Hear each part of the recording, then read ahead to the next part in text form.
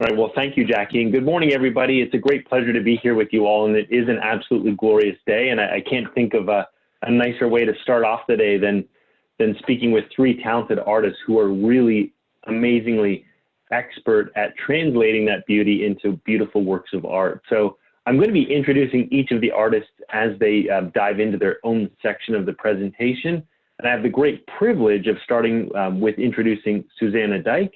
Susanna Dyke has a BA, a Bachelor of Education, and a DOH. She's a former high school teacher. Suzanne has lived full-time on the Bruce Trail since 1984. Actually, let me correct that. She lived full-time on the Bruce, not on the Bruce Trail. Suzanne majored in visual arts from the University of Guelph and Western Ontario. Her passion for art has led her through 40 years of experimenting and creating artworks, primarily in the medium of watercolors, acrylics, and encaustic. Suzanne is still involved in education and offers private watercolor lessons en plein air, if possible, to interested individuals or acrylic at your own location. Suzanne, welcome and thank you for being with us today. So Suzanne, you're okay to unmute yourself and begin.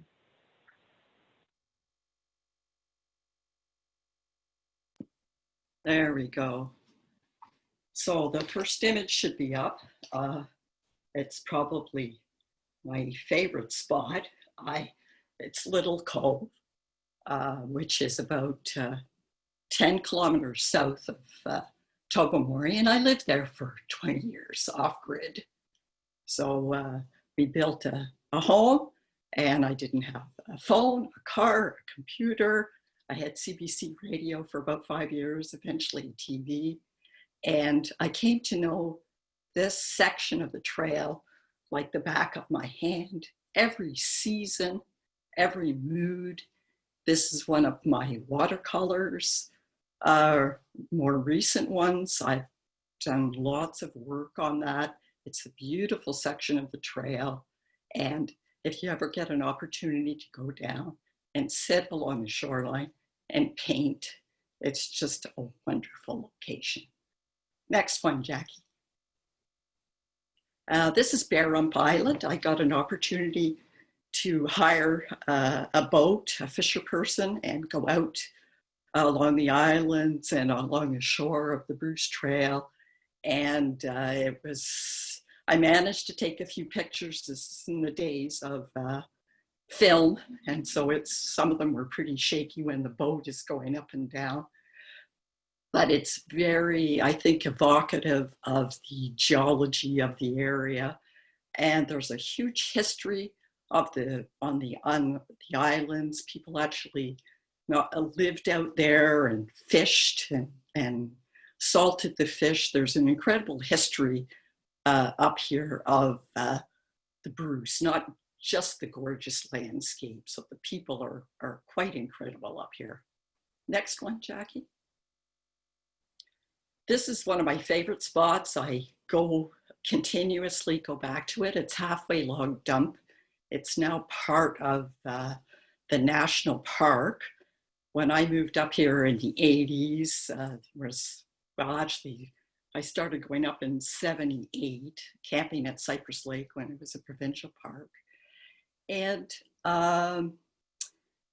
we always used to come here, different times of the year, different spots, up and down. This is a beautiful old cedar tree.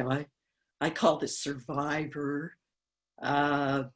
It's all twisted. It's living in the rocks, and they have found lots of cedar trees up here that are like 1,000 years old, that are just little sticks, and they're just quite amazing to see.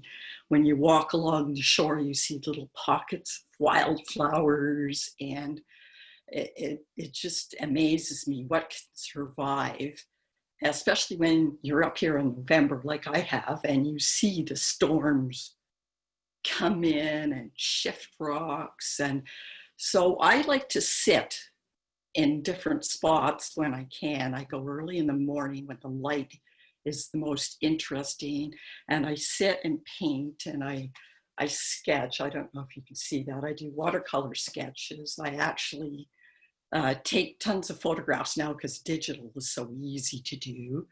And I sit there, and when I'm painting, I actually can imagine myself being there. I hear the waves, I hear the birds, everything around me, it brings it back when I paint, and I try and express that in my art. Next one, Jackie. So this is another view at Halfway Log Dump. This was actually a commission from someone who maintains that section of the trail, which is really nice. So they have a reminder when they're back in the city of what their section of the trail looks like. And you can see the wave action. It constantly changes the mood. You know, 1 minute it looks clear, the next minute the clouds are rolling through, the wind can change direction. It's great.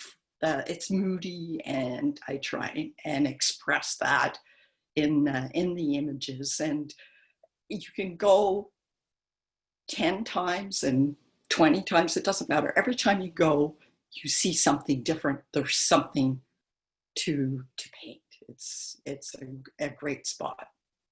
Next one. So this is a bit different mood. We're all drawn to the shoreline. It's, I don't know, it's inert, maybe in our nature. And so this is, you know, looking down close, seeing the levels of the rock. And I was trying to get across a different mood in that particular painting. It's just not far from the end of the trail when you walk in. Next one, Jackie. This one I just completed recently. It's up on the cliff as you're walking to Halfway Log Dump, and it was one of those rare days where it was dead calm. That does not happen very often, and you can see the reflection of the cliff in the beautiful water. And it's so easy to lose yourself in those blues. Needless to say, I go through a lot of blues as far as paint color. So I was quite happy with how that one turned out. The next one, Jackie. I think this is the last one. Oh, this is Vanishing Stream, which is down near Copoys Bay. It was a purchase a few years ago by the Bruce Trail. And I got an opportunity to go several times. First of all, with Beth Gillespie was doing a lot of hikes in the past. And I implore you, when the Bruce Trail offers hikes of any kind, whether it's easy hikes or sketch and paint hikes, or whenever you get an opportunity, especially to explore a new piece of property or a new section you don't know, sign up for the hikes. You meet just wonderful people with the Bruce Trail. I've made so many good friends by my connection with the trail. So I went with Beth. I think Christina and I did a little hike in that area. And then I went back on my own because I'm not a big group person, and quietly started this painting. I had to finish at home because it was buggy that day. And you can see the spring greens. You can see some of the erratics left by. There's a swale there. You could paint a number of times. There was a view of so many spots we go. Christina will have one of hers that she did from that trip. So it's a gorgeous, gorgeous spot. So it's not all about the water. The trail has many subtle things that you can paint. Next one, Jackie. And don't forget winter. We have lots of winter up here, and I actually love painting snow. And this is very close to my present home. This is in Lion's Head at Gunpoint. And this was on a Bruce Trail hike by snowshoe. And it was in the spring, March, when the snow starts disappearing, so you can see the moss coming through. And I hope that with the light in the shadows, you get the idea that it's a spring day, not middle of winter. But I've done lots of winter scenes. I've lived up here a long time, and winters are long, so you might as well paint the snow. The next one, Jackie. And this is on the other side of, I paint close to home. This is white Bluff, but from below. I managed to get another fisher person to take me out.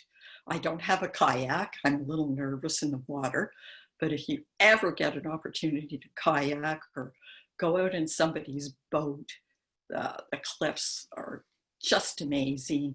And this is kind of a famous rock that all the locals know about. And I just got him to head in and do that. I probably have another, I'm not sure, maybe 20 or 30 photos I took that day that I could paint from it if I had the time. So, but that was the one that stood out and went, yes, you must paint that one. So the next one, Jackie. Now, Bruce Trail just purchased Driftwood Cove last year. Driftwood Cove, my husband and I used to hike to in the 80s from our place at Little Cove because it's less than 10 kilometers. There's some really rough hikes in. We used to go in and picnic. And in those days, film was very expensive, and I never liked my camera out there. And so when the Bruce Trail had their big donors event, I think it was last year, yes, I went out and I sketched on the shoreline while everybody else was hiking. But of course it was really foggy that day and my pictures weren't that good. So this is actually from a friend's photograph who gave me permission to use it. It's my interpretation. And her name was Jane Greenhouse. And she was kayaking. So this is sort of in celebration of the fantastic purchase of the major section of the trail, which is spectacular. Any part of this you get to hike on, you're absolutely blown away. And I'm so glad that the Bruce Trail managed to acquire this property because it is incredible. And I've been in the back parts of it. I've been on that big pothole is. There's all kinds of orchids in there. Before it became part of the park and before it was privately purchased, before the Bruce Trail got it, because I lived up there, the locals would take me in. So there's lots of rattlesnakes in spots too, but it's just an incredible acreage. So I'm so pleased that it was secure for everyone for their future. So the next slide. And this is the one that you see behind me. And this is another view from the kayak, trying to give you an idea of how high the cliff is, how interesting it is. It's just to give you an impression, because not everybody is fortunate to be able to kayak from, let's say, Tobermory or Little Cove and go in and go around. It's a different view. We always look from the top because we're hikers, but it's also nice to see it from water level, and gives you a different view. The next one, Jackie. And to finish it off, this was, it was at White Bluff. There's all kinds of trails in there, some nice, sometimes I go for easy walking. I want it kind of flat. And the autumn is one of my favorite seasons up here. And this is a little watercolor sketch to finish it off. Thank you very much. All right, well, thank you, Suzanne. That was unbelievable. What a beautiful tour. And it's, you're so talented, and I feel like I've just been on the trail. So thank you for that. We'll have some questions for you at the end. Right now, I'm going to introduce Christina Moss. Christina is an artist, a teacher, a hiker, a Bruce Trail member who lives on a mixed farm near Paisley. Christina has always enjoyed drawing, has illustrated books, pursued a teaching career later in life, discovered pencils and watercolors during those early years, and then had a career as an elementary school art teacher, and now retired from that job, has more time to pursue her own artwork. So Christina, welcome, and thanks for being with us today. Thanks, Mike, and thanks, Suzanne. That was super interesting. I learned a lot. Looking at these images, the image on the left is a cover from the second book that I illustrated. There have been 7. The next 2 drawings reflect my love of pencil work. The center one is called In Your Face and My Front Porch. Pencil drawings are like a meditation for me. And the process has provided a lot of peaceful downtime during really busy working years. These days, I'm mostly an acrylic landscape painter, and I lead hike and draws on the Bruce Trail when I can. I can't believe that I lived within an hour's drive of the Bruce Trail since the 70s and didn't really discover it until the late 90s. I've been a member of the Peninsula Club since 2004. The Bruce Trail is inspiring. It's inspiring in its vision. It's bursting with life, glorious colors, changing seasons, so many stunning views and images, adventures. I'm compelled to draw it, to paint it, and to share it. Next, please. Thank you. A significant portion of my artwork has been inspired by discoveries along the Bruce Trail. Final Resting Place is inspired by an abandoned car on the walk to Malcolm's Bluff in the Peninsula section, drawn and painted mostly on site, plein air. There are very few signs of it today. It is truly rusted. Grant's Ancient Cedars was a Bruce Trail calendar image from 2013. Grant Earhart of the Peninsula Club pre-hiked a kids hike with me, and he shared this viewpoint of ancient cedars off trail at Boundary Bluffs, a little surprise tucked in under the scarp. When you're on the trail, you can feel the stories of the escarpment's evolution, the impact of time, and the tenacity of trees. I love a good story, and that's just another way that the Bruce Trail inspires. Next, please. Dame Beach.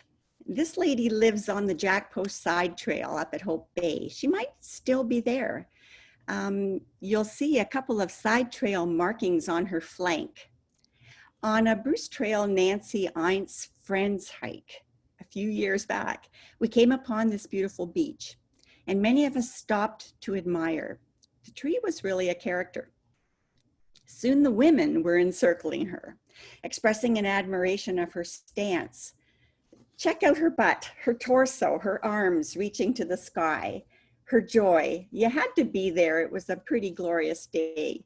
So naturally, she made it into a drawing. And this is a colored pencil drawing. The ribbon just appeared to complete the dance, and you might find a face in the upper branches if you examine the drawing really closely. Yeah. Next, please.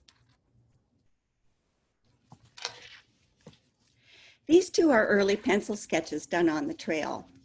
Sitting in silence, enjoying the atmosphere, the breathing of the trail. There is quite a wonderful ambiance.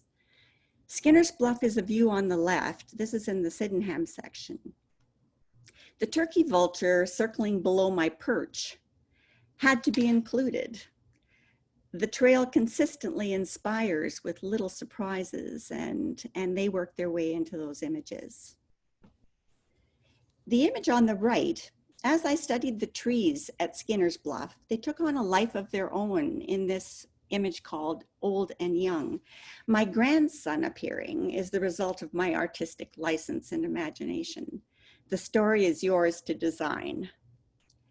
Although I enjoyed sitting alone in the bush for hours, drawing these scenes, as I became aware of snakes and other residents all around me and thought of potential hazards of working solo, I began to wish for company in the sketching process and a little backup in the event of encountering a bear out for a stroll. Hike and draws were brewing in the back of my mind. Next slide, please.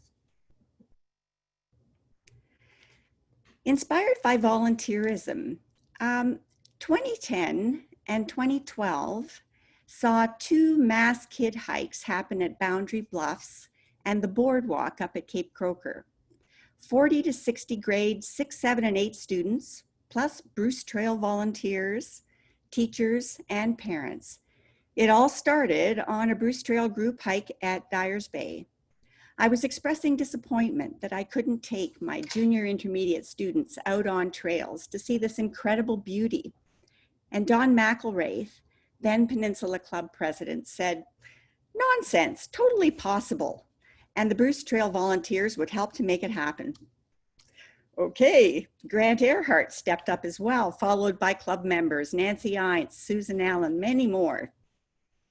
We considered the obstacles to successful hike, the dangers, accessibility, came up with a plan. Grant clipped the poison ivy, initiated a huge repair of winter ice damage on the Boundary Bluffs steel staircase in time for the adventure. The Bruce Trail Club provided volunteers, experienced hikers for small groups supported by parents and staff. Cape Croker dancers shared their cultural gifts. I was amazed how it all came together. The Bruce Trail welcomed us without charge, encouraged us to explore its wonders and learn. It's a truly inspiring organization and a beautiful path. Next slide, please. So those school hikes, I'd like you to have a good look at the faces of those kids. They're going to carry those Bruce Trail memories with them forever. The smiles tell the story very well. And the kindness and the energy of Bruce Trail volunteers continues to blow me away. I've made so many great friends. Next, please. Acrylic paintings have been the most fun for me since I retired in 2011. I love the impact of big color and the ability to share what I see with others. Peter John Reed of Chatsworth provided a starting point with the media for me, and I'm presently an active member of Studio 20 and a gallery artist at the Southampton Arts Center. Hikes are the starting point. I do a little photography with my iPhone, plein air sketching, value studies, computer planning of compositions, and the studio paintings follow. You're looking at a leaf dance on the left and morning glory on the right. Spring is glorious and flowers sometimes make it center stage. The hepatica here just felt like it was doing a dance, and I was attracted to the movement and the joy of this flower. And trilliums are always a huge event on the trail, so this particular bloom catching the light was a showstopper. Next, please. A lion's view. I'm attracted to edges and spectacular views, as many of us are, and enjoy spending time watching water interact with the shore. It's just mesmerizing. Fall at Lion's Head provides the added dimension of glorious color, so it became an irresistible source for painting subject matter. Next, please.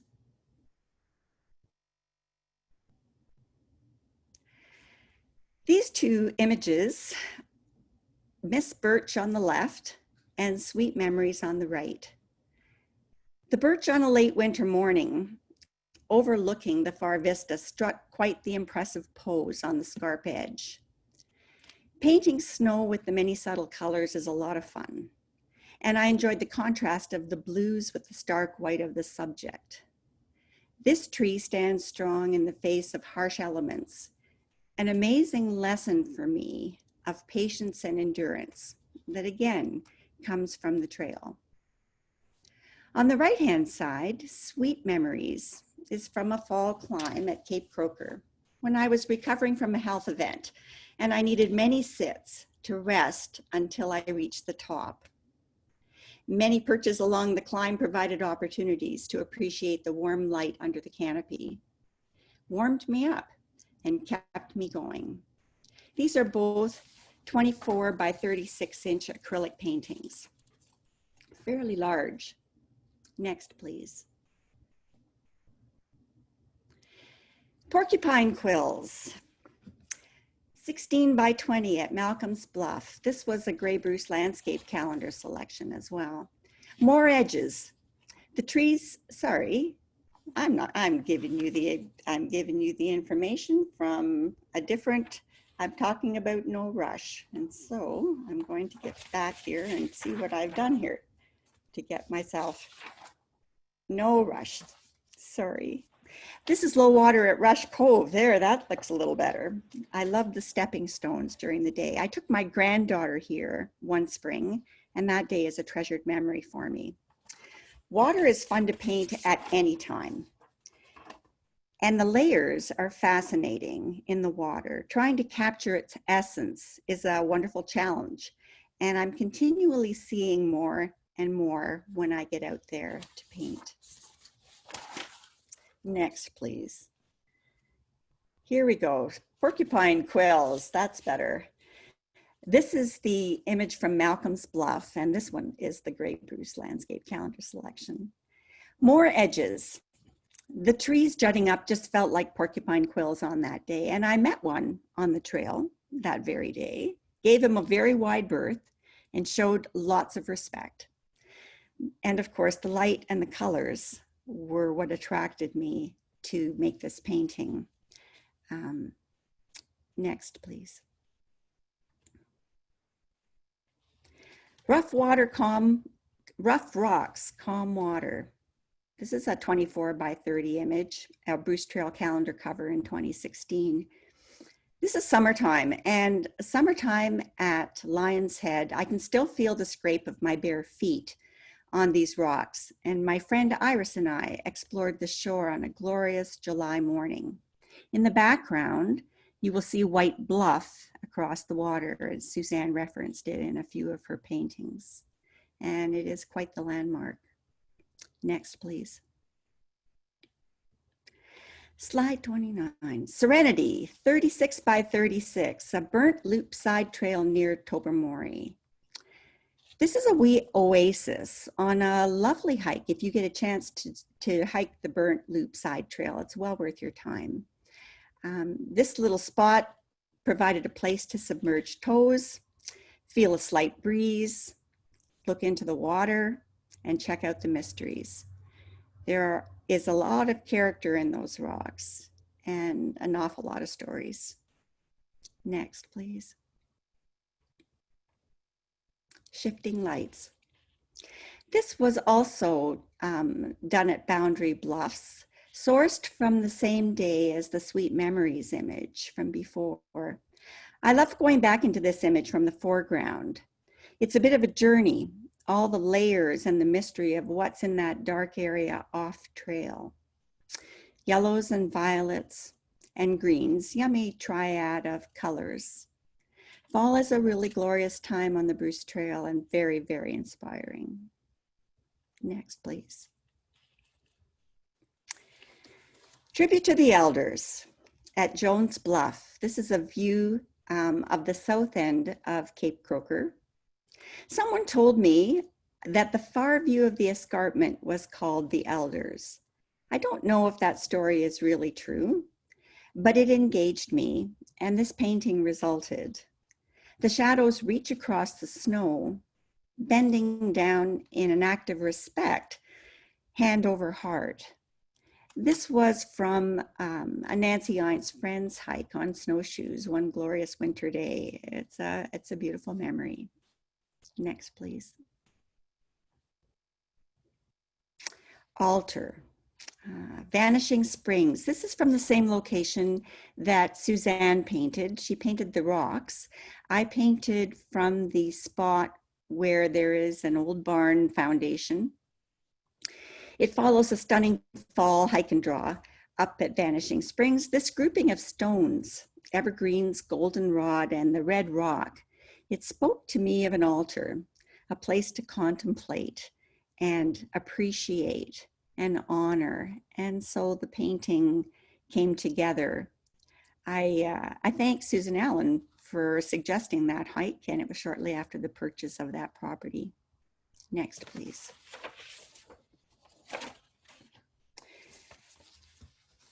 My Bruce Trail friend and fellow artist, Julie Heinrichs, and I began leading hike and draws in 2014. Julie's image is in the middle.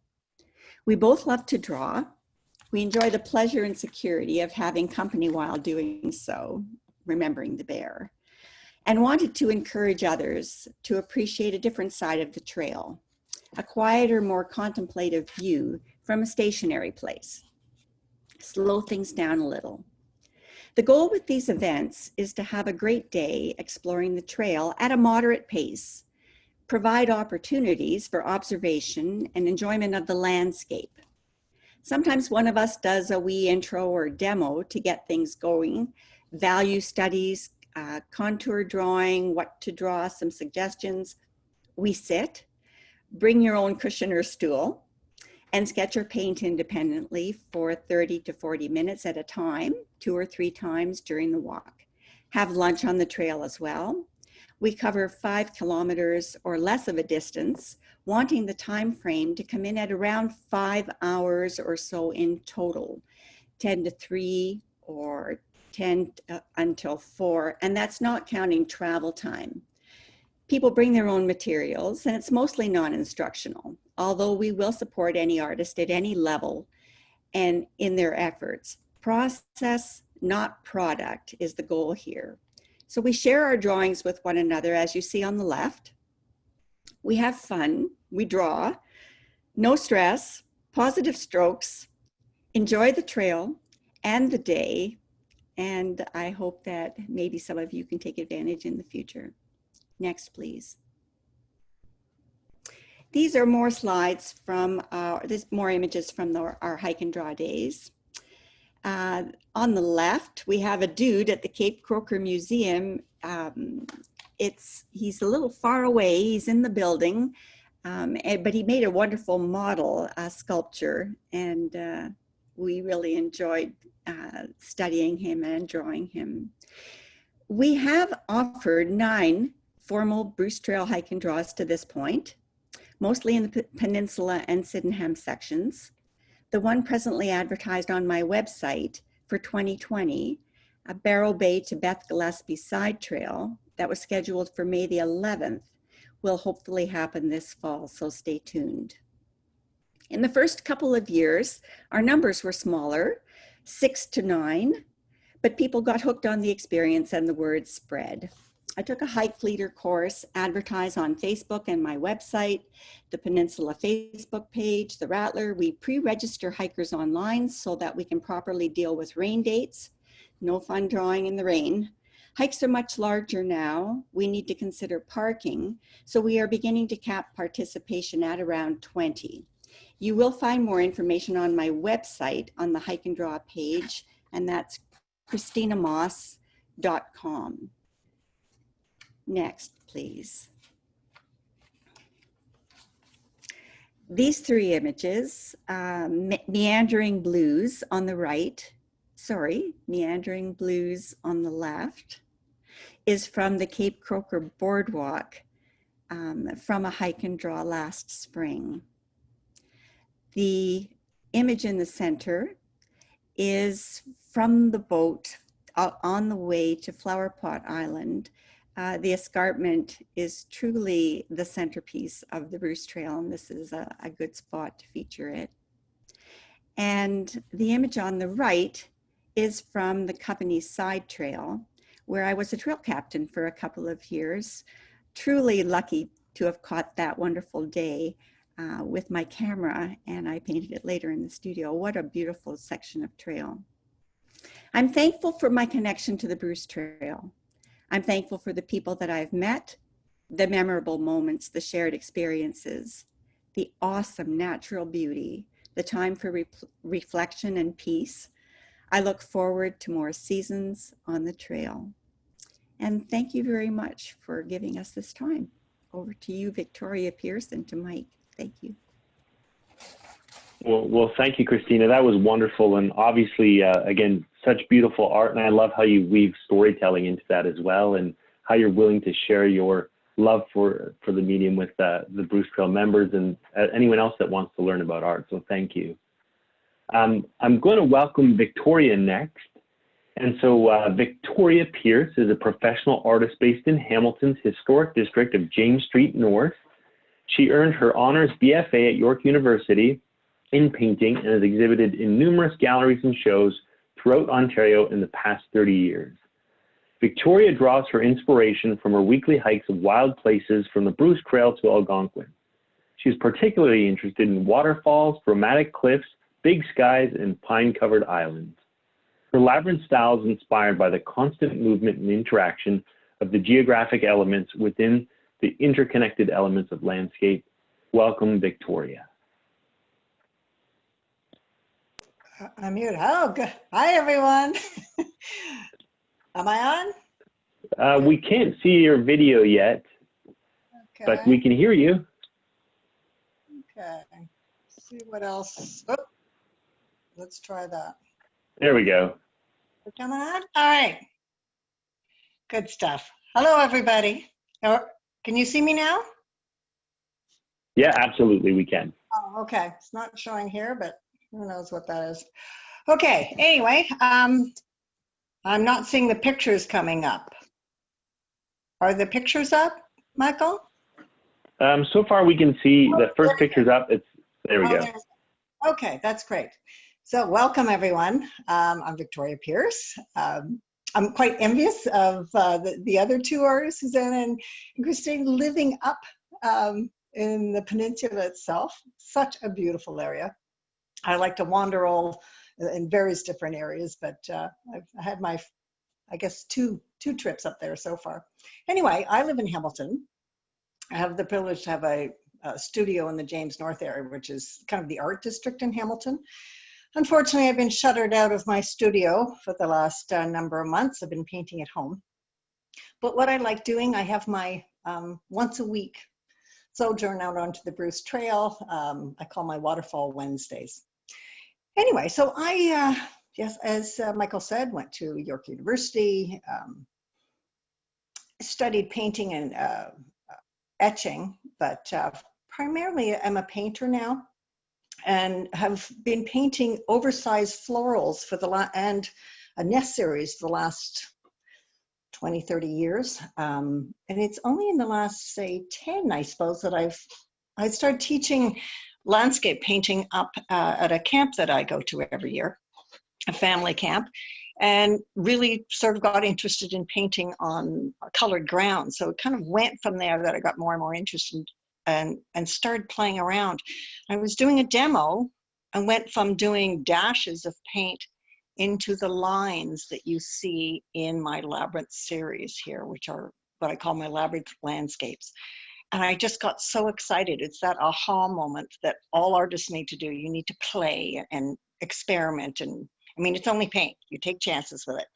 So I went from doing single dashes of mixed color to doing lines, and they kind of played back on themselves. And so originally started with a cloud piece, but all those shapes and forms, if you look at my work, you'll see a lot of shape is a big thing I like to play with. So the lines themselves can work around those shapes and define them. So you're still working with light and color and form, but you have the shapes that you're trying to define and the color and contrast. So of course, water and the sky, it's easy to see that they're moving. They make more obvious patterns, but of course the rock and the land and the trees are moving as well. You just have to pay a little more attention. And when you think of the geology, you're looking for the movement of rock over eons. I find that fascinating. I love to see a Drummond on a far hill, or the rock formations and on the waterfall and the gorges. Those just turns my crank. I'm a bit of a geography geek. I took my fine arts degree, but geography was the one I did, the other avenue I didn't go on, and I'm really happy to be back doing it now. So this piece is a big piece. It's 40 by 60. It's of Rockaway Falls in the Niagara area. Rockaway is one of my favorite places to hike, partially because there are multiple waterfalls.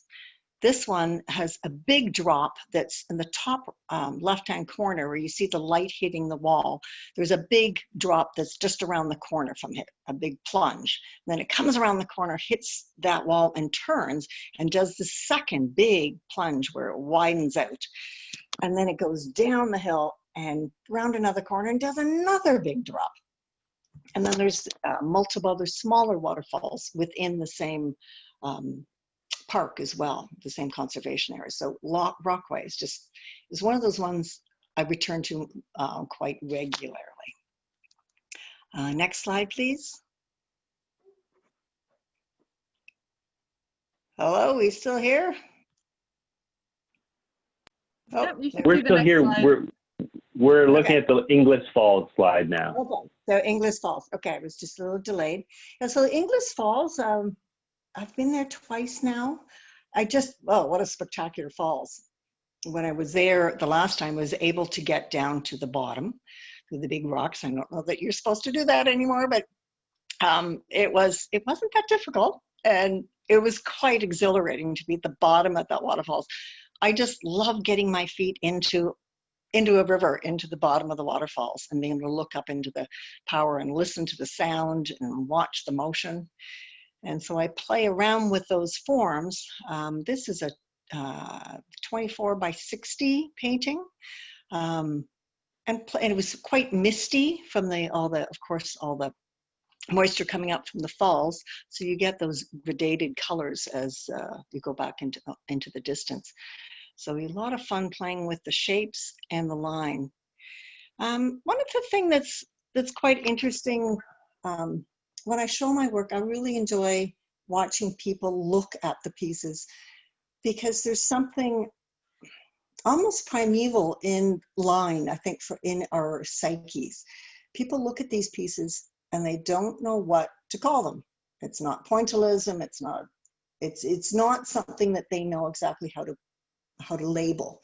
And our brains want to label things in order to understand them. So it's quite fascinating how people come up with different descriptions of what they see. It's everything from tiling to Arabic writing. I've had people show me mathematical principles on their phones, which I totally have no idea what they're talking about. But for them, their brain sees something that triggers that in them. Numerous people have told me about everything from hand embroidery done by women in South America, to New Zealand, Africa, North American artwork.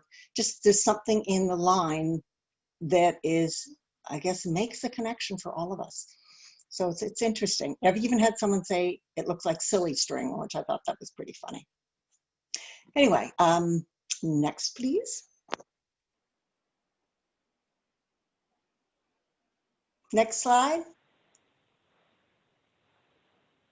Okay. I had some technical issue on my end.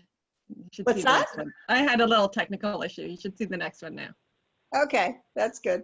This is Bearing Witness, Wind and Tide. Well, the other two artists will be quite familiar with this location. I've spent the previous fall on a trip up and going through mainly, I hit the waterfalls for the most part, but then we went to Tobermory and to the island.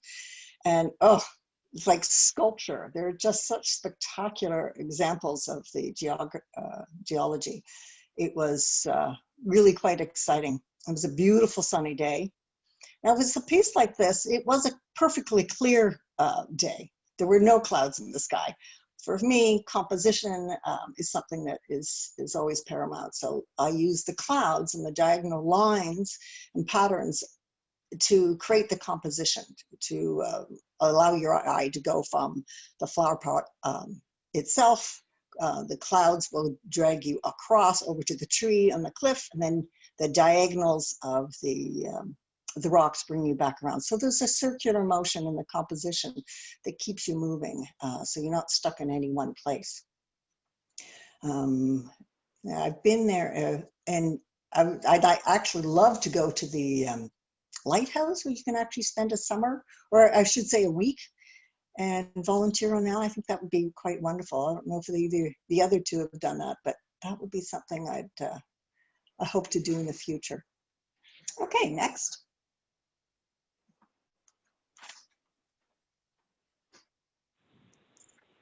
Another one up in Tobermory. Of course, this is Halfway Point. The other two ladies also spoke about. Beautiful spot. I've been interested, I don't know if it's COVID or what, just the idea of working with the energy, the destruction of lightning. I did a big piece that I sold recently that had, the whole piece was lightning and a big pine tree, but here it's in far distant.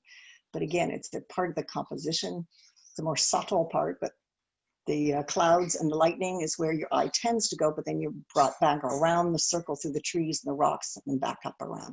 So you'll see that concentration of using light and dark elements to move you around the painting. Always an important part for me. The gradation too is something through the sky, from the dark at the top of the sky to the light at the horizon. It's always something fun to work with. Next, please. So this is Ball's Falls. One, I've painted this a number of times and from different angles.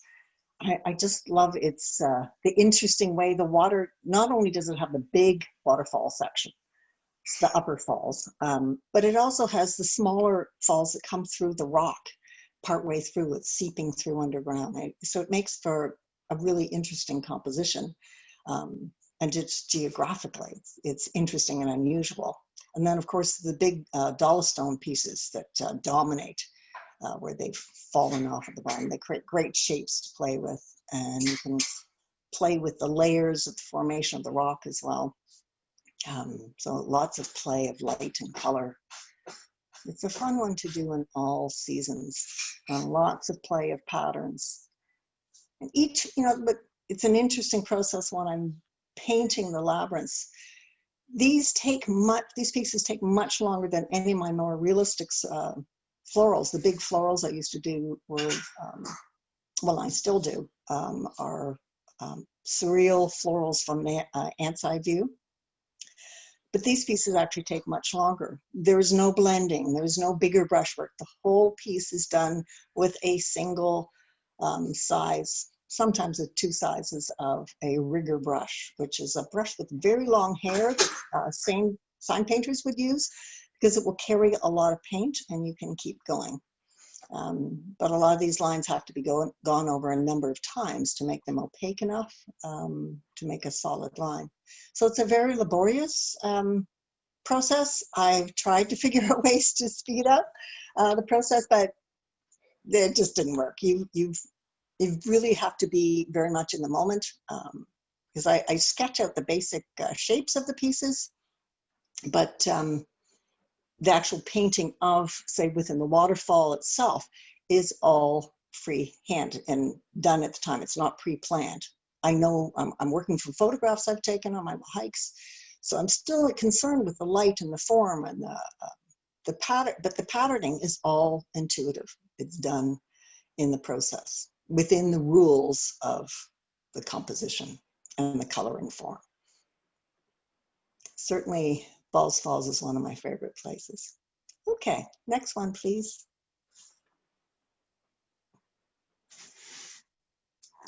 Back up to the peninsula. Of course, the grotto is something I've painted a couple times. I love that idea of poking through the beautiful color of the water, which is such a treat when you're up there. Even on a foggy day, it has a whole different soft aquas, but in here on a bright day, it's bright blues into aquas, and just looking through the geography is quite exciting. Next, please.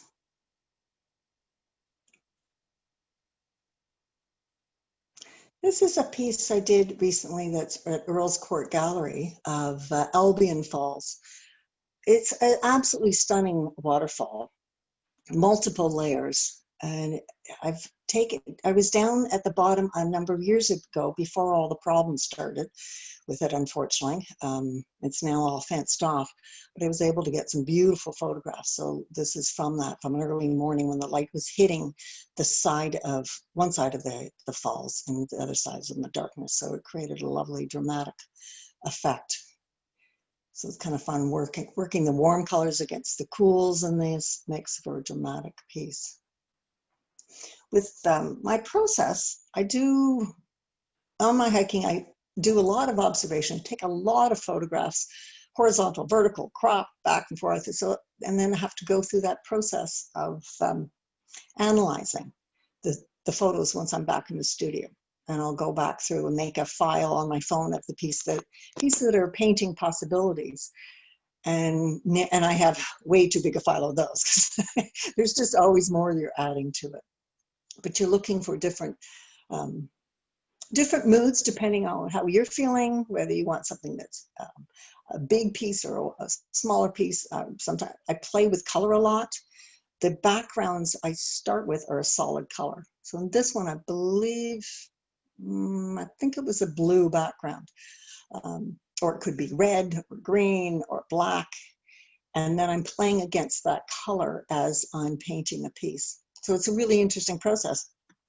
If I'm painting on red, when I'm painting some green lines on it, you can't just use the green that looks like green on your palette. When you put it on a red canvas, it screams because the red exaggerates the green. So you have this color subtraction going on the whole time you're painting, where you have to tone down the colors that you're putting on the colored canvas.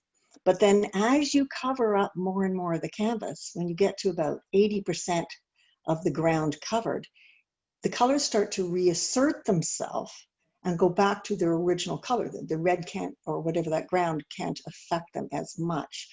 So you actually have this push and pull happening. I'll leave the studio for a few minutes and I come back and go, wow, it's jumped on me. And I often will have to color correct for that transition that's happened when one thing isn't able to dominate as much as another. So they're a real challenge. When I'm painting on a black ground, like the dark charcoal ground, it's all about contrast. But on the color one, it's a whole nother animal to wrangle, which makes it really interesting for me, really exciting, and certainly never a dull moment. Okay, the next one.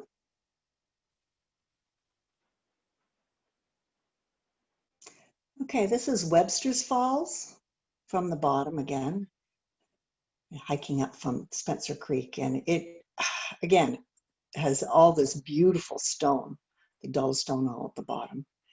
And the day we hiked up there was this time of year when things were brilliantly green.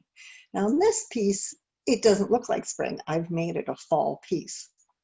I think I painted that last fall, so inevitably you're influenced by what's happening at the time too. And I'm also using color to move your eye around the painting. So there's a little bit of color on the rocks on the right, and then more on the left, and then up on the top. So again, the color moves you around the painting, as well as the lines in the waterfall that come down from the top and move through the rocks. The composition, every part of the composition is part of what keeps you moving and keeps you interested, the lights, the darks. It's part of the challenge. This one was done on a charcoal ground, so there wasn't a color composition push and pulls as much. It's a little more subtle one. But there's a lot of tones even in the rocks, some grays and browns and ivories. And in the water as well, goes from various shades of blues and greens and dark colors. That's a beautiful hike in there. Next, please. Okay, that was our last one. So I guess that's it, guys. Hope you enjoyed having a look and that you get a chance to go out and look and enjoy more of the Bruce Trail. as I did. I really enjoyed the other artist talks, and it reminded me of my days taking my brownie troops hiking and how important it is to get children out. I was fortunate enough to have Robert Bateman as a teacher in high school, and he had a big effect on me, certainly. He didn't try to teach you how to paint a wolf or a bird or anything else. He taught you how to see, and that was a big part of his whole philosophy and how he influenced his students was his love of nature and how to see. We all walked around with little slides to look through. Thank you very much, everyone, and I look forward to being back on the trail with all of you. All right. Well, thank you very much, Victoria. And so thanks to each of you. We do have a few questions that I'm going to ask, but I'm actually going to start off by asking, do either of the artists have any questions of each other before I get to the general audience from what you saw today? Well, I'm certainly curious about your hike and draws, Christina. Maybe I'll manage to get up there and join you sometime. Well, they are, well, we love them, and Julie and I are hoping to have this one go in the fall. Yeah. They really are worthwhile in terms of what you were talking about, observation, taking the time to look. And so that's the whole idea, is get out there and look. Yes, yes. You really have to take yourself, immerse yourself in it. And there's so much to see. So yeah, I'll keep that in mind. Maybe we can hook up at some point. That'd be great.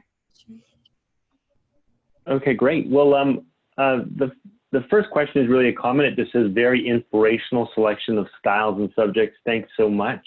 So congratulations and thanks to you all. A question that I have is, what's the etiquette for approaching artists? If I'm hiking along the trail and I was to find one of you out sketching or drawing or painting, what's the proper etiquette for? Should I be interrupting you or leaving you alone? What's the etiquette there? Oh, I think you need to talk to the artist. I mean, there's a respectful thing, but I think most artists want to share what they're doing and are excited to see that other people are interested. I mean, I just don't suppose I want somebody to spend all day, but absolutely. I love talking to people about what I do because you're passionate about what you're doing. So absolutely. Yes, I don't mind at all if people stop and we have a little conversation and then they go their way and I carry on and And most of us will have cards with us. I try to remember to carry something with me, and then you can find out more about that artist too. It's a great way to support the Bruce Trail. And of course I have a show coming up which will be in the magazine, Summer Bruce Trail magazine coming up. That's a fundraiser for Bruce Trail with 2 other artists in September in Burlington. So hopefully things will be open and able to go with that. So that's something that you find out about the artist and the Bruce Trail. Yeah. Usually you're pretty much aware. Can you hear me? Yeah, we can hear you. Yeah. Okay. Usually you're pretty much aware that somebody's coming up behind you. You're listening, all your senses are open.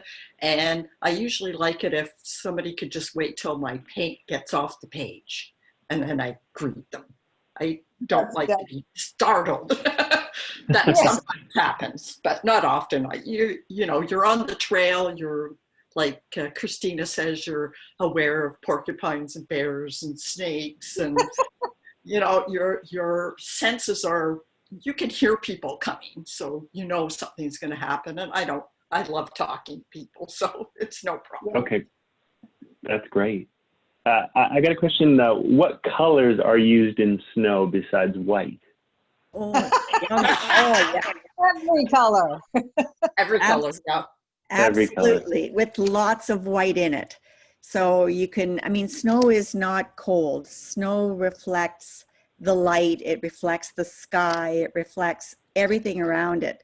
So you'd be surprised. You can put oranges, like as long as there's lots of white in there, you can, snow, yellow, amazing stuff. Anything. Yeah. When you get into the shadows, it's purples and mauves. The purple, mauves, and blues are really the dominant colors.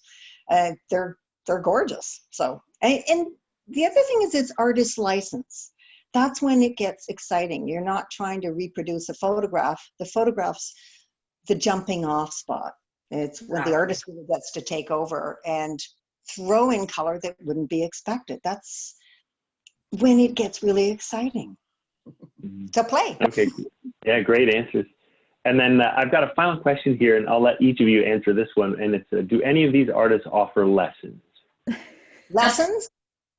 Oh, Yes, lessons. I did, but I haven't been recently, but I'm hoping to get back to it in my studio in Hamilton. I'm probably not going to be traveling as much with all this silly COVID thing going on. So hopefully I'll get back to the studio painting because I quite enjoy it. Sounds like the other ladies do as well. Yes, I do. I have a large group of seniors that I regularly teach up here, but the church is shut down. My husband is building me a studio in the backyard so I can teach private lessons. He's putting the ceiling in right now. And I love going plein air. So if you go on my website and contact me, but nothing is going to happen for a while yet. Mm-hmm. Things are closed up here. The trail is closed from Little Cove to Halfway Log Dump completely. Mm-hmm. So we're just going to have to wait. But yes, I love teaching. Well, and I love teaching, and I taught for 24 years, and I taught a lot of art, and the art teacher was the very best job in the school. It was. But now I'm taking a little time for my own stuff because I never really had time to paint or pursue kind of my own things. So I do a tiny tad, but not very much, and a little bit with young people, but it's pretty informal. The hike and draws are, you know, kind of a They're way the best. Yeah. They sound wonderful. Well, thanks to each of you. We're going to post each of your websites so all of the viewers can be able to access you and get in touch with you. But thanks to each of you for spending your morning with us. And honestly, my cheeks are actually kind of sore from smiling so much from looking at all the art. It was such a great way to start the day. So thanks to each of you for capturing the beauty of the Niagara and helping people bring it into their homes through art. And we're grateful for your support of the Bruce Trail. So thanks again, and have a great rest of the day. Thanks, Michael. Thank you. And yeah, I and like everyone that. else.